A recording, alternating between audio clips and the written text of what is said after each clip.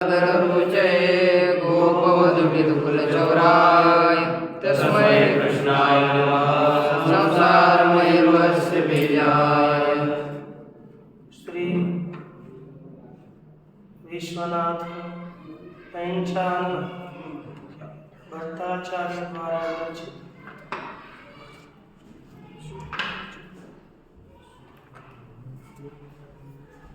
न्याय सिद्धांत मुक्तावली का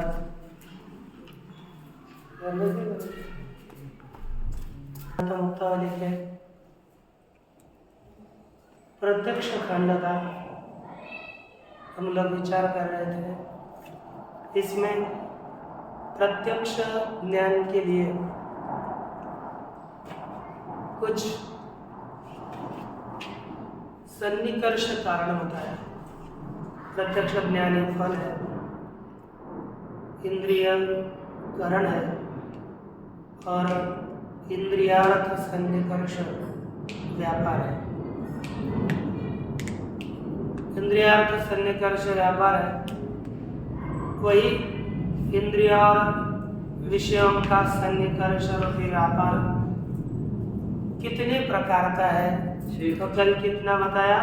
6 प्रकार का है। उसमें इंद्रिय और द्रव्य का सन्निकर्ष किस संबंध से होता है? संयोग संबंध से। तो द्रव्य का चक्षु के द्वारा संयोग संबंध से प्रत्यक्ष होता है। द्रव्य वृत्ति जो गुण है, जाति है, उनका गुण अथवा जाति, द्रव्य में रहने वाला गुण जाति, तो उनका प्रत्यक्ष संयुक्त समवाय संबंध से होता है। और चलिए पर से बहुत स्पष्ट बताया था, आप लोगों को लिख कर दिया कि द्रव्य में गुण और गुण में जाति, तो इसका प्रत्यक्ष कैसे होगा? चक्षु संयुक्त समवेत समवाय संबंध से प्रत्यक्ष होता है। और दूसरा बताया था आकाश है। आकाश के अंदर जो कान है, कान भी आकाश है, तो इसी में ही शब्द निर्माण हुआ।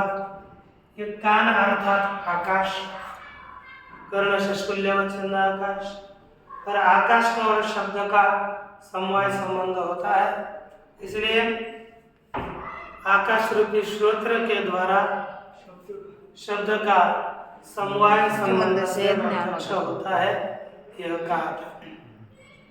और शब्द में रहने वाला शब्दत्व, शब्दत्व का ज्ञान, आकाश और शब्द समवाय, और इसमें शब्द समवाय संबंध से रहता है। समवेत शब्द में का समय जाएगा शब्दत्व में, तो समवेत समवेत समवाय संबंध से शब्दत्व का प्रत्यक्ष होता है। अब देखो आगे कहता है प्रत्यक्षम समवायस्य विशेषणतया भेदेत। देखो समवाय है ना, समवाय संबंध, समवाय संबंध का भी प्रत्यक्ष होता है। जैसे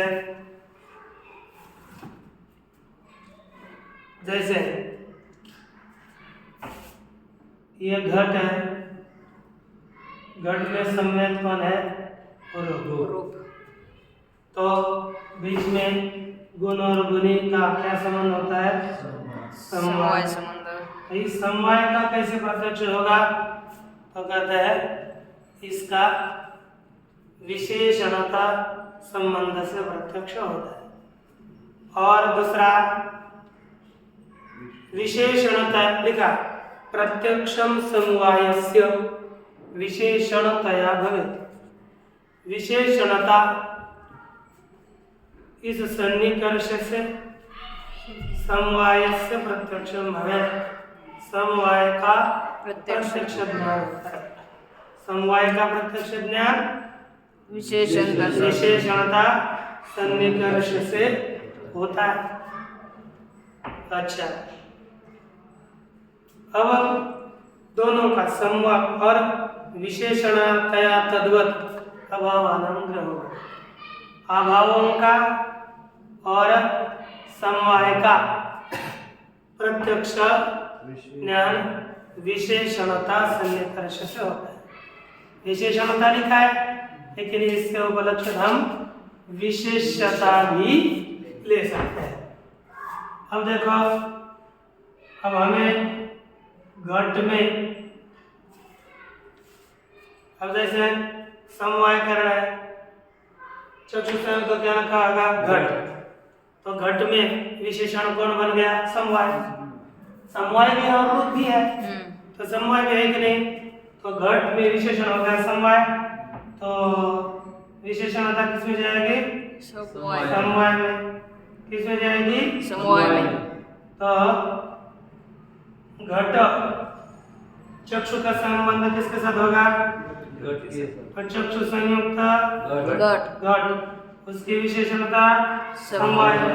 तो चक्षु संयुक्त विशेषणता सन्निकर्ष से समवाय इसका प्रत्यक्ष होता है समवाय का समवाय का। किसमें समवाय है ये हमें देखना पड़ता है। का अभावों का भी विशेषणता सन्निकर्ष से प्रत्यक्ष होता है। आपको कल भी बताए थे अभाव। देखो, अभाव कहाँ कहाँ हो सकता है? एक समझाओ, पृथ्वी, पृथ्वी अर्थात 9 द्रव्य, ये पृथ्वी में। अच्छा, पृथ्वी के रहने वाले रूप में, तीसरा रूप में रहने वाले रूपत्वादी जाति में। अब हमें अभाव यहाँ पर है। देखो, पृथ्वी में क्या है, क्या नहीं है?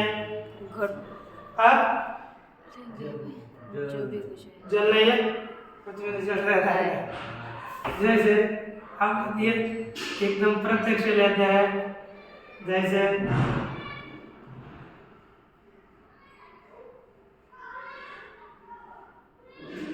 जल,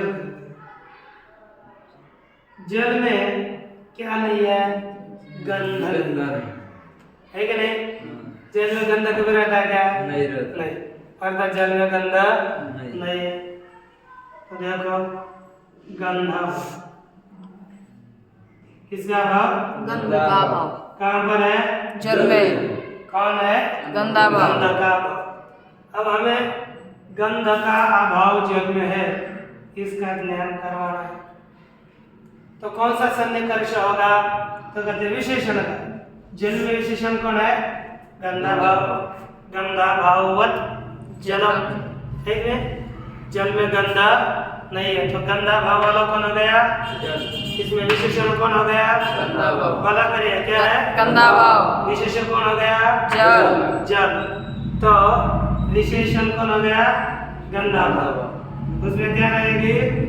विशेषणता। तो विशेषणता किस में चली गई? गंधा भाव में।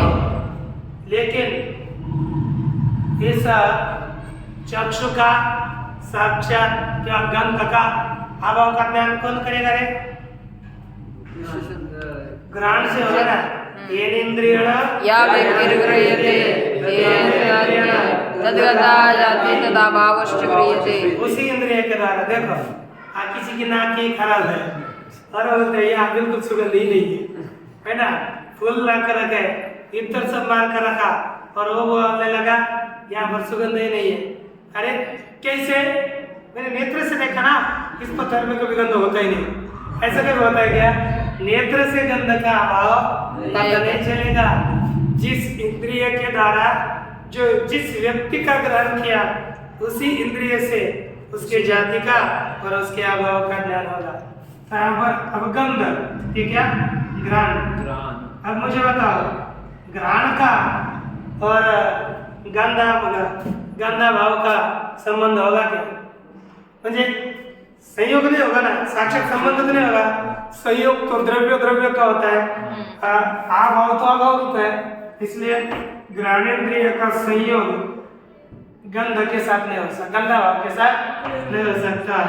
तो जहाँ गंध नहीं है वो समझ लेने के लिए पहले उस स्थान के साथ इंद्रिय का संपर्क होना चाहिए। तो क्या होगा? घ्राण संयुक्त जल, घ्राण संयुक्त जल, और उसमें विशेषण है गंधा भाव। तो गंधा भाव का ज्ञान किस इंद्रिय कैसे किस संबंध से हुआ? संयुक्त विशेषणता से। विशेषणता। कौन सी विशेषणता? संयुक्त विशेषणता से। विशेषणता स्वतंत्र कहीं पर भी नहीं होती, उसके लिए कुछ ना कुछ जोड़ना पड़ेगा। संयुक्त विशेषणता। अब देखो रूप है, लेकिन किसका रूप है? समझो जल, जल का रूप है। अब इस रूप में क्या रहता है? रूप। और क्या नहीं रहता? गंधत्व। और क्या नहीं रहता है? स्पर्शत्व। मैं बताऊं क्या?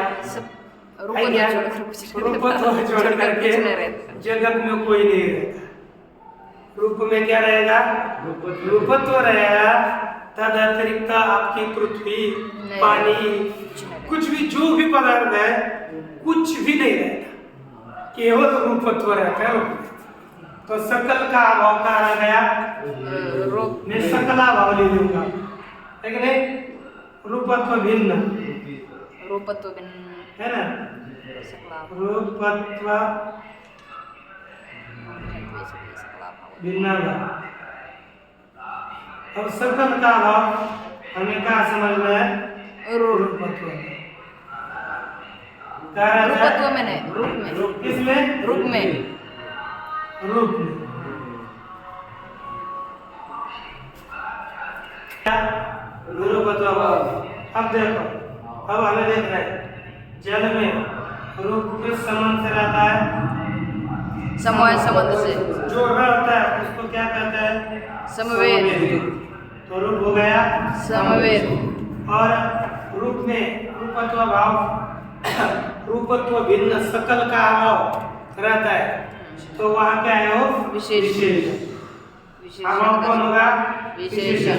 वो समवाय विमय नहीं रहता, तो विशेषणता रहेगी अभाव में। तो अब क्या होगा? इसमें सकल का अभाव हम अभी समझ लेते हैं, चक्षु से कर लेते हैं।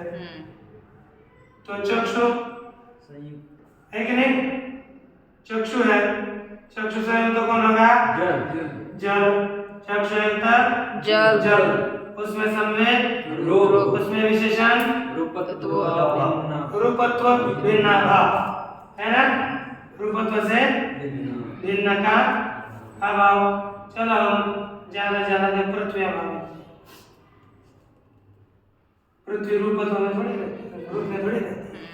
रूप में पृथ्वी में रूप रहता है ना? पृथ्वी में रूप रहता है, रूप में पृथ्वी नहीं रहती। देखो चक्षु संयुक्त जल, उसमें संवेद रूप, और रूप में कौन रह गया? रूपत्व पृथ्वी भाव। तो पृथ्वी भाव का प्रत्यक्ष किस संबंध से होगा? चक्षु संयुक्त विशेषणता सन्निकर्ष से पृथ्वी में रहने, रूप में रहने वाले अभाव का प्रत्यक्ष। अब देखो यहाँ पर जल, रूपत्व, और इसमें जल कौन से रहेंगे? कोई भी अभाव नहीं, गंदा भाव करना, ठीक है? गंदा भाव रूप भी करेंगे तो क्या?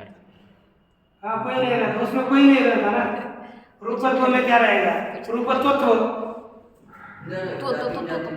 जाति में जाति नहीं रहेगा, एक धर्म रहेगा, उपाधि रहेगी, एक रूपत्व रहेगा, जाति नहीं होगी, उसको जाति नहीं देगी, जाति में अखंड उपाधि करेंगे।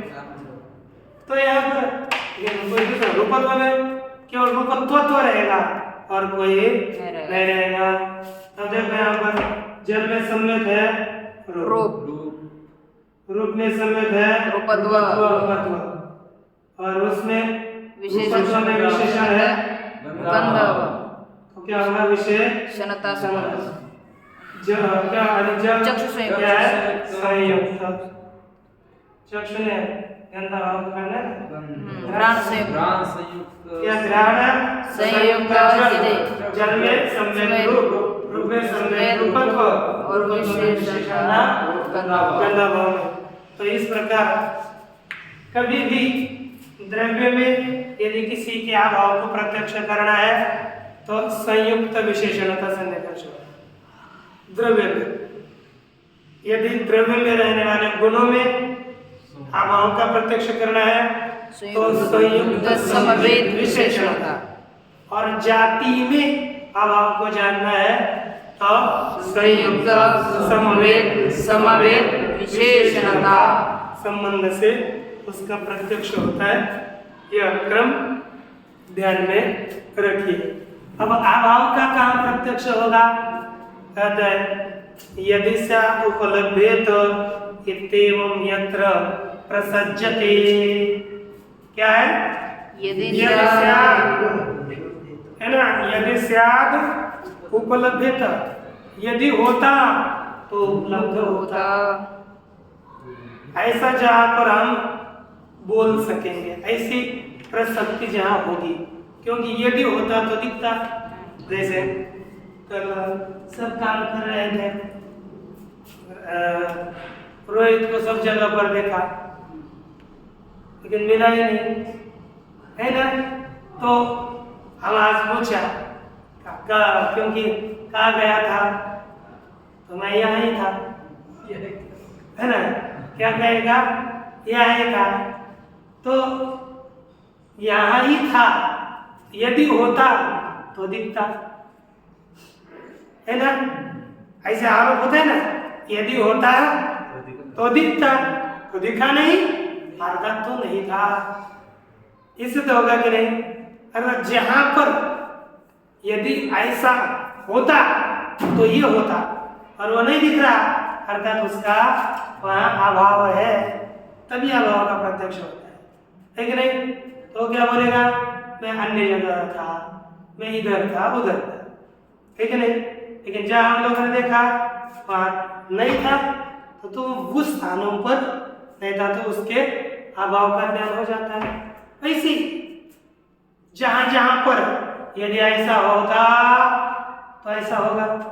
जैसे अंधकार है, अंधकार में घड़ा है तो कहा पूरे लाइट नहीं है, और किसने कहा यदि यहाँ घड़ा होता, अंधकार में गया, और यदि यहाँ घड़ा होता तो हमें दिखता, ऐसा बोल सकेगा लोग? अरे गधा वहां पर है तो तेरे नेत्रों में वह ग्रहण करने का सामर्थ्य, क्योंकि सहायक कारण वहां पर प्रकाश नहीं था, इसलिए आपको नहीं दिखा। घड़ा नहीं है ऐसा वहां पर बोल नहीं सकते, अर्थात योग्यता होनी चाहिए। जैसे यहाँ पर है, यहाँ बोल सकते, यहाँ घड़ा होता तो दिखता, नहीं दिख रहा, अर्थात घड़ा नहीं है, अर्थात उसके अभाव का ज्ञान होता है। तो गुरु आकाश है, आकाश चला, अथवा वायु है, वायु में रूप रहता है क्या? नहीं, तो वायु में क्या रहता है? रूप का अभाव। तो हम बोल सकेंगे ना, यदि वायु में रूप होता तो उसका उपलब्ध होता, ऐसे बोल सकेंगे। वायु में रूप उपलब्ध नहीं होता है, दिखता नहीं, इसलिए वायु में रूप नहीं, तभी वायु में रूप के अभाव का प्रत्यक्ष हो जाता है। ऐसी जहाँ प्रसक्ति वहां पर अभाव का ज्ञान होता है। तो अब देखिए टीका, विषयेन्द्रियेति, क्या शब्द है? विषयेन्द्रियेति। आगे क्या है? बोलो, पढ़ो। व्यापारः सन्निकर्षः, व्यापारः सन्निकर्षः। कौन सा व्यापार लिखा? विषयेन्द्रिय सन्निकर्ष ही व्यापार है। पढ़ो। षड्विधम सन्निकर्षम उदाहरण द्वारा प्रदर्शयति। ग्रंथकार क्या कर रहा है? षड्विधम, षड्विधम अर्थात 6 प्रकार का सन्निकर्षम, सन्निकर्ष को उदाहरण के माध्यम से, उदाहरण के द्वारा लिखा है, प्रदर्शित कर रहा है। कौन? मूल ग्रंथकार। कौन सा? द्रव्यग्रहस्तु संयोग। क्या लिखा? द्रव्य का ज्ञान संयोग से होता है। ठीक हो गया ना? आगे पढ़ो। द्रव्य प्रत्यक्षम इंद्रिय संयोग जन्यम। तो देखो द्रव्य का यदि कभी कोई भी द्रव्य है तो द्रव्य का प्रत्यक्ष ज्ञान इंद्रिय संयोग से उत्पन्न होता है कि नहीं? तो क्या हो गया? द्रव्य का प्रत्यक्ष ज्ञान इंद्रिय के संयोग से उत्पन्न होता है, ये इसका अर्थ है। द्रव्य समवेत प्रत्यक्षम इंद्रिय संयुक्त समवाय जन्यम। देखो एक हो गया द्रव्य संयोग, दूसरा द्रव्य समवेत प्रत्यक्ष पदार्थों का द्रव्य समवेतों के का प्रत्यक्ष है ना? इंद्रिय किससे जन्म है? इंद्रिय इंद्रिय संयुक्त समवाय है कि नहीं? समवाय से होता है। द्रव्य समवेतों का प्रत्यक्ष इंद्रिय संयुक्त समवाय संबंध से होता है।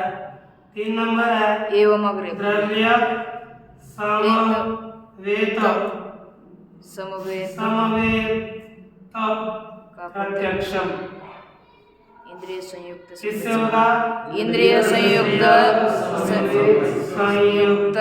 समवेत समवाय समवाय संबंध से होता है। ये संबंध ठीक है, और ये कारण ऊपर का कार्य है। ठीक, पढ़ो। वस्तुतस्तु द्रव्य चाक्षुषं प्रति चक्षु संयोग कारणम। देखिए कहते क्या आ गया? वस्तुतः क्या चीज है? द्रव्य का चाक्षुष, द्रव्य चाक्षुष प्रत्यक्षम है ना? द्रव्य का चाक्षुष प्रत्यक्ष होना है। तो द्रव्य का चाक्षुष प्रत्यक्ष करने के लिए कारण है चक्षु संयोग। चक्षु का संयोग इसके साथ संयोग होगा, उसी द्रव्य का चाक्षुष प्रत्यक्ष होगा। ठीक, आगे।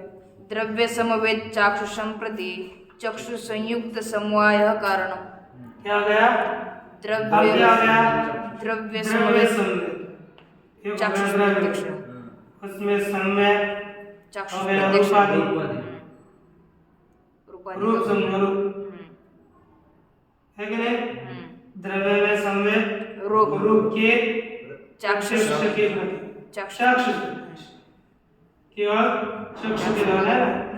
तो चाक्षुष प्रत्यक्ष प्रति कारण क्या है? चक्षु संयुक्त समवाय। चक्षु का संयुक्त समवाय है क्या है? चक्षु संयुक्त पृथ्वी और पृथ्वी में रूप चक्षु संयुक्त समवाय संबंध से रूपादियों का प्रत्यक्ष होता है। इसी तरह द्रव्य समवेत चाक्षुषं प्रति चक्षु संयुक्त समवेत समवाय कारणम। जैसे द्रव्य में कौन समवाय संबंध रहेगा? रूप में कौन समवाय संबंध रहेगा? रूपत्व। तो रूपत्व का प्रत्यक्ष करना है ना? हाँ। क्योंकि संवेद बढ़ाते चलो। चक्षु संयुक्त समवेत समवाय, उसमें संवेद रूप और उसमें समवाय है रूपत्व। ये बढ़ेगा। चक्षु संयुक्त संवेद समवाय से रूपत्वादियों का प्रत्यक्ष होगा। ठीक है ना? ये समझना चाहिए। रूपत्व चाक्षु वो कैसे है? द्रव्य समवेत ऐसे। तो रूपत्व का प्रत्यक्ष चक्षु संयुक्त समवेत समवाय संबंध से होगा। आगे एवं अन्यत्रापि इसी प्रकार अन्य जगह पर समझ विशिष्यैव कार्य कारण भाव। इसी प्रकार विशेष करके ही कार्य कारण भाव जहाँ जो संबंध आता है। अब जैसे में हमने चाक्षुष प्रत्यक्ष का देखा, वैसे इसी प्रकार चक्षुष दूसरा कौन सा था? ग्रहण प्रत्यक्ष का देखेंगे। ग्रहण प्रत्यक्ष के द्वारा, ग्रहण के द्वारा द्रव्य का तो प्रत्यक्ष होता ही नहीं। ग्रहण के द्वारा कभी भी द्रव्य का प्रत्यक्ष नहीं होता। गंध का है। तो गंध होगा तो द्रव्य संवेद, द्रव्य गंध का ही ग्रहण के द्वारा गंध, गंधत्व का प्रत्यक्ष होता है। तो गंध ग्रहणज है ना, ग्रहणज प्रत्यक्षम प्रति, सब जगह पर जोड़िए। तो गंध का कहना है तो कौन सा संयोग? ग्रहण संयुक्त, ग्रहण संयुक्त पहले द्रव्य होगा समवाय और उसका समवाय समवाय किस में जाएगा? गंध में। गंध में। तो ग्रहण संयुक्त समवाय संबंध से गंध का प्रत्यक्ष, गंधत्व का ग्रहण संयुक्त समवेद समवाय संबंध से गंधत्व का प्रत्यक्ष होता है। ये ध्यान दीजिए, है कि नहीं? अन्यथा इसका प्रत्यक्ष संभव नहीं। यही संबंध द्रव्य का तो प्रत्यक्ष केवल दो ही इंद्रियां हैं जो संयुक्त संयोग संबंध से द्रव्य को जान सकती है। वो दो इंद्रियां अर्थात एक चक्षु और दूसरी त्वचा, है ना? त्वचा से हम द्रव्य को जान सकेंगे, अथवा मन नहीं, बाह्य इंद्रिय, अंतर इंद्रिय मन जानता है। ये दो ही इंद्रिया बाह्य इंद्रियों में है, बाकी नहीं। ठीक ना? तो समझ लो, अंतर पढ़ेंगे। तीन इंद्रिया द्रव्यों को ग्रहण करती है और तीन इंद्रिया द्रव्यों को ग्रहण नहीं करती। चक्षु, त्वक और मन ये द्रव्यों को जानते हैं और घ्राण, रसन और श्रोत्र ये द्रव्यों को नहीं जानते। गुण और गुण में रहने वाले जातियों को जानते हैं। ये कर ले तो देखो परंतु पृथ्वी परमाणु नीले नीलत्वं पृथ्वी परमाणु पृथ्वीत्वं च चक्षुषा कथम न गृह्यते।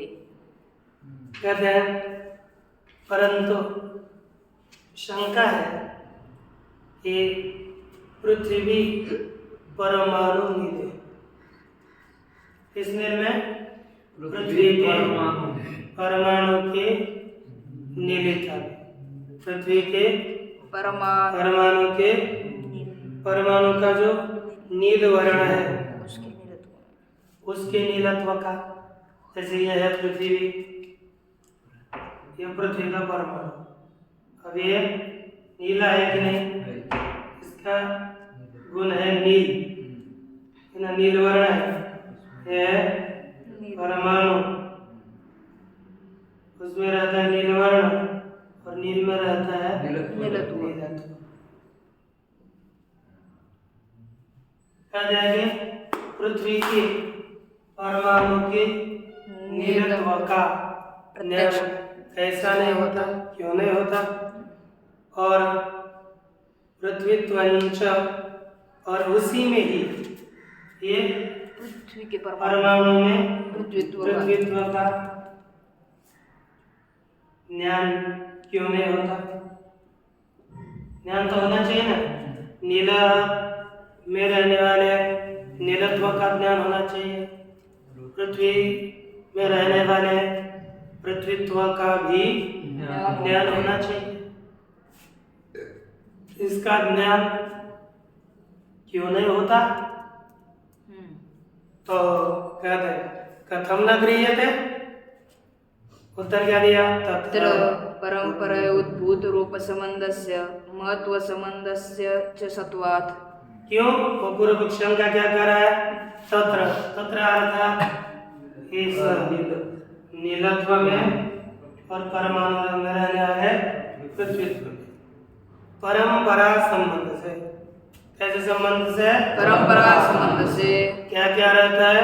उद्भूत रूप का संबंध और महत्व का संबंध। अर्थात परंपरा से उद्भूत रूप वहाँ रहता है और परंपरा से महत्व संबंध। रहता है। क्योंकि चाक्षुष प्रत्यक्ष के प्रति महत्व और उद्भूत रूपत्व यह कारण बताया गया है। उद्भूत रूप और महत्व यह दोनों चाक्षुष प्रत्यक्ष के कारण है। कौन कौन? उद्भूत रूप और कौन कौन? उद्भूत रूप और महत्व किसके कारण है? चाक्षुष प्रत्यक्ष के कारण है। उद्भूत रूप भी कारण है और महत्व भी कारण है। महत्व भी किसका? चाक्षुष प्रत्यक्ष का है कि नहीं? चाक्षुष प्रत्यक्ष का महत्व और उद्भूत रूप ये दोनों कारण बताया। अलग है,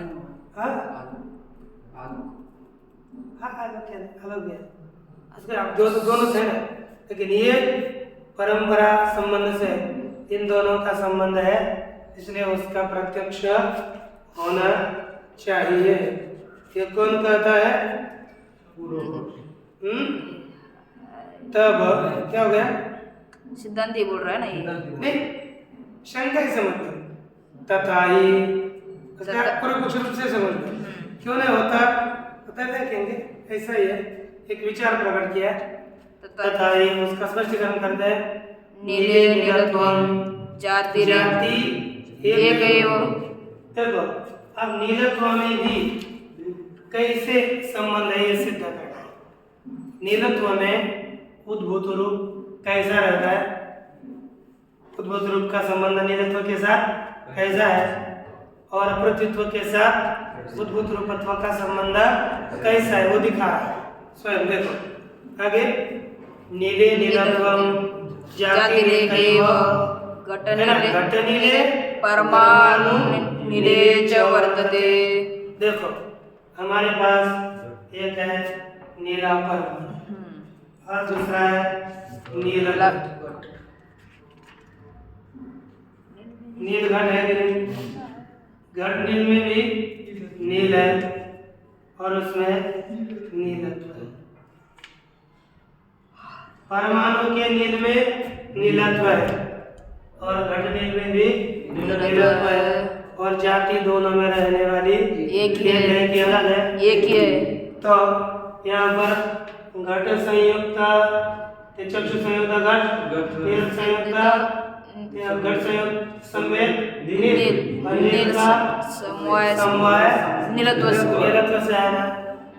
तो जैसे नीलत्व जाति इधर प्रत्यक्ष है वो एक होने के कारण संबंध रहता है ना। अलग होगा तो संबंध नहीं रह पाएगा।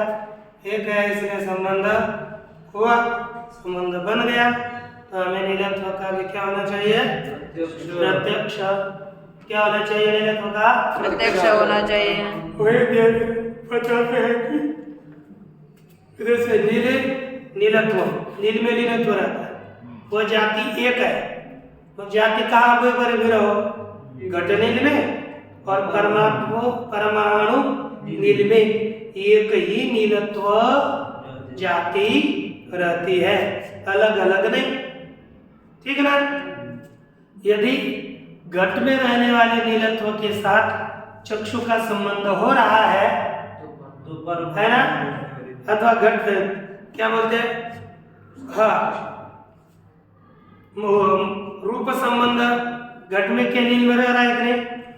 रूपत्व का रूप का संबंध घट में रहने वाले नीलत्व के साथ यदि हो रहा है तो उसे उद्भूत रूपत्व का रूप का संबंध परमाणु नील के साथ भी मानना पड़ेगा। क्योंकि हाँ यह अलग होती तो संबंध नहीं होता। हम कहते ना है, यदि कुछ चला आपने हमारे जाति को नाम क्यों दिया? क्योंकि हमारी जाति योग है, फिर झगड़ा शुरू होता है कि ऐसा होता है कि नहीं? जाति दो आदमियों ने क्या किया? युद्ध किया और एक ने एक किसी के लिए जातिवाचक शब्द से बोल दिया, एक आदमी को बोल दिया तो सभी क्यों आते हैं? जाति एक है, वो एक मानते हैं अपने आप को, इसलिए ऐसा हो जाता है। तो ऐसे ही अब ये नीलत्व जाति और ये नीलत्व जाति भिन्न नहीं है ना। इधर यदि रूप का देखा या इसमें किसका संबंध बताया है? उद्भूत रूप। देखो उद्भूत रूप, इसका संबंध कैसे होगा? उद्भूत रूप का समवायी कौन हो गया? नीलघट। उद्भूत रूपत्व का समरूप का समवायी नीलघट। इसमें समवेत नील और उसका समवाय नीलत्व। ये जो इसको पहले रूप को इधर लाना पड़ेगा। उद्भूत रूप किस संबंध से आएगा? समवायी, जो का आश्रय होता है, आश्रय को समवायी करता है, ऊपर रहने वाले को समवेत। देखो उद्भूत रूप समवायी, घट समवेत नील और नील में समवेत नीलत्व। इस संबंध से उद्भूत रूप का संबंध नीलत्व के साथ है, ठीक नहीं? इस संबंध से उद्भूत रूप क्रमशः नीलत्व में चला जाता है। तो उद्भूत रूप का नीलत्व के साथ संबंध है। तो परमाणु में रहने वाले नील रूप के नीलत्व का विज्ञान होना चाहिए, वो बोलता है। और उसी प्रकार महत्व संबंध हो, महत्व का भी संबंध हो किसके साथ है? ये नीलत्व और पृथ्वी के साथ है। मैं देखो नीलत्व के साथ है, कैसे बता? देखो घट कौन है? महत्व। घट में क्या रहता है? महत्व। तो घट में रहता है महत्व, तो इसका समवाय कौन हो गया? महत्व का समवायी कौन हो गया? घट।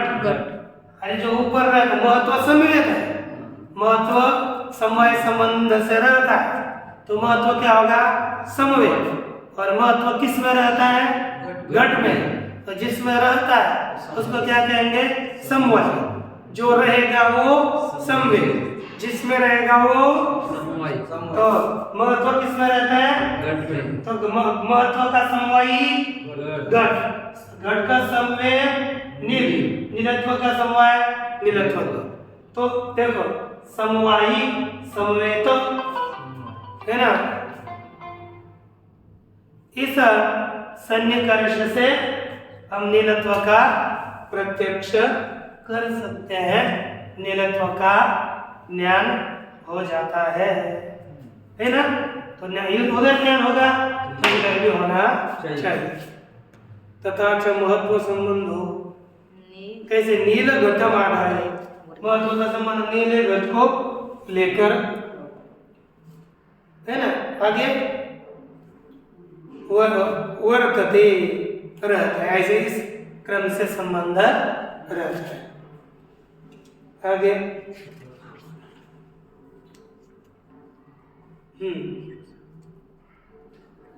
उद्भूत रूप संबंधस्तु